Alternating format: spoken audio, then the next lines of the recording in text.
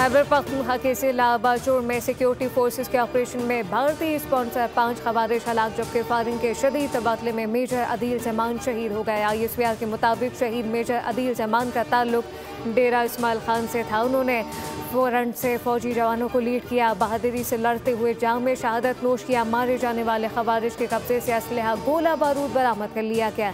मारे गए दहशतगर्द security forces के खिलाफ कार्रवाइयों में मुलविस थे। सदर, वज़ीर आज़म और वज़ीर दाखिला का शहीद मेजर को खराज अक़ीदत, बुलंदी दर्जात के लिए दुआ अहले खाना से इज़हार ताज़ियत।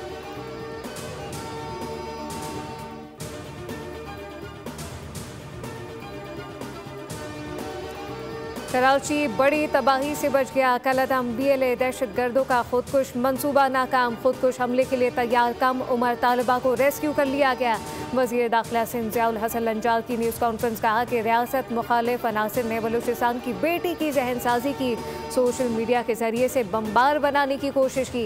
एडिशनल IG मोहम्मद आज़ाद खान के मुताबिक BLA के रिक्रूटिंग एजेंट ने लड़की से रब्ता किया और इसे WhatsApp ग्रुप में शामिल किया। दुश्मन हमारे बच्चों को हमारे खिलाफ इस्तेमाल करते हैं, लेकिन बर्वक्त कार्रवाई से ये संगीन साजिश नाकाम बनाई गई।